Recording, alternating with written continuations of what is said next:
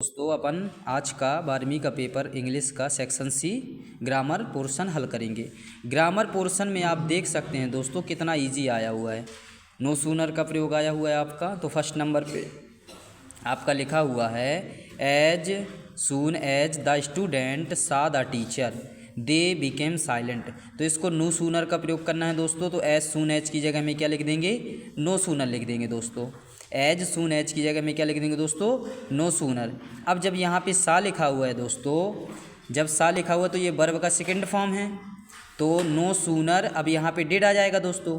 तो यहाँ पे डिड आ जाएगा और द स्टूडेंट्स, अब जब डिड आ गया दोस्तों तो यहाँ पे वर्ब का फर्स्ट फॉर्म आ जाएगा, सी आ जाएगा। तो यहाँ पे सी आ जाएगा।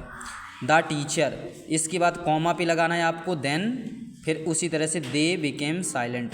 तो इसका आंसर बनेगा आपको no sooner did the students see the teacher then they became silent. इसके बाद दोस्तों सेकंड नंबर पे लिखा हुआ है ही शट द विंडो। इसको अपन को चेंज इनटू नेगेटिव सेंटेंस कह रहा है, नेगेटिव सेंटेंस में बदलना है। तो he did not shut the window दोस्तों हो जाएगा इसका answer, he did not shut the window. अब थर्ड नंबर पे क्वेश्चन लिखा हुआ है आई नो हिम। इसको चेंज इनटू वॉइस, मतलब वॉइस चेंज करना है आपको। तो हिम का आपको सब्जेक्ट करना पड़ेगा, तो ही होता है इसका सब्जेक्ट। ऑब्जेक्ट को सब्जेक्ट में चेंज करना पड़ेगा, तो हिम तो ही हो जाएगा दोस्तों। अब ये प्रेजेंट इंडेफिनिट का टेंस है, तो प्रेजेंट कंटिन्यूस में जाएगा। तो ही इज वर्ब का थर्ड फॉर्म आ जाएगा दोस्तों, नॉन, KNOWN, नॉन। और यहाँ पे बाई नहीं आएगा दोस्तों, इसमें टू आएगा। टू आई का ऑब्जेक्ट हो जाएगा एम। तो इसका दोस्तों आंसर बनेगा, इसका आंसर बनेगा ही इज नॉन टू, आई का ऑब्जेक्ट हो जाएगा दोस्तों एम। इसके बाद इफ अनलेस का प्रयोग आया हुआ है। इफ अनलेस में फोर्थ नंबर पे लिखा हुआ है if they do not work hard they will not get good marks.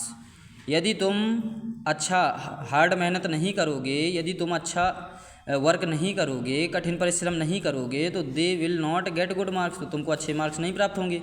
तो इफ की जगह में दोस्तों अनलेस का प्रयोग करना है। तो अनलेस दे डू नॉट दोस्तों हट जाएगा, तो वर्क हार्ड आ जाएगा यहाँ पे। अनलेस दे वर्क हार्ड, फिर उसी तरह से दोस्तों पूरा लिख देना है they will not good marks. Unless का मतलब ही यदि नहीं होता है, तो डू नॉट हटाना पड़ेगा दोस्तों, दो बार थोड़ी ना आएगा नॉट। तो unless they work hard they will not get good marks.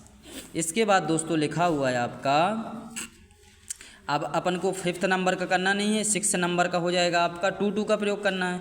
तो टू में लिखा हुआ है Urmila is very strong she can do everything. Too का प्रयोग करना है। तो इज, उर्मिला इज, वेरी की जगह में अपन को बड़ा टू करना है। तो उर्मिला इज टू स्ट्रॉन्ग, यहाँ पे दोस्तों छोटा टू आएगा, सी कैन हट जाएगा और डू एवरीथिंग आ जाएगा। तो ऐसे बनेगा Urmila is too strong to do everything.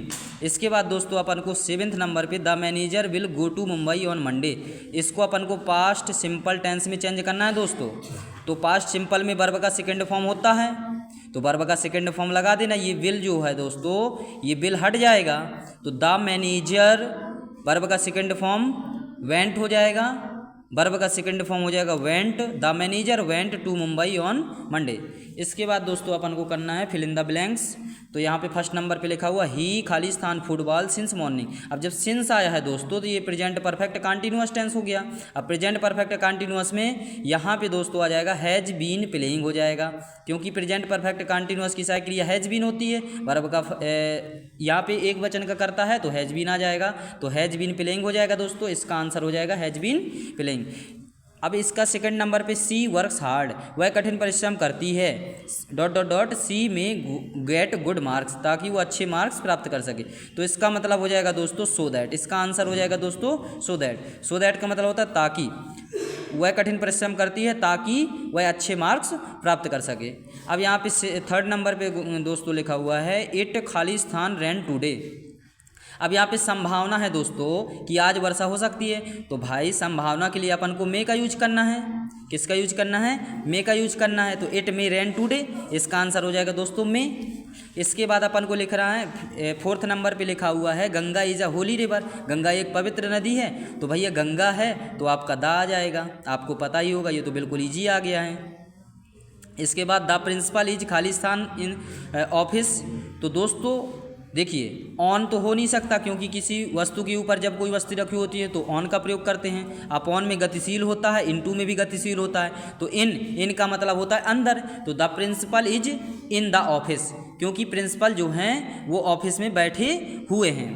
फिर लिखा हुआ है आपका सोहन इज सुपीरियर, खाली स्थान मोहन। तो सुपीरियर लिखा हुआ है दोस्तों, सुपीरियर मतलब होता है कंपैरेटिव डिग्री। अब कंपैरेटिव डिग्री में देन का प्रयोग करते हैं अपन, तो Sohan is superior than Mohan हो जाएगा। इसके बाद लिखा हुआ है द खाली स्थान क्लास वाज मेकिंग नॉइस। अब इसमें दोस्तों आल आएगा कि होल होएगा, तो इसमें सी नंबर होगा होल। पूरी क्लास जो है वो क्या कर रही है, नॉइस कर रही है, मतलब शोर कर रही है। दोस्तों इसके बाद आपको जो भी डाउट हो तो वो आप कमेंट सेक्शन में कमेंट करके पूछ सकते हैं। धन्यवाद।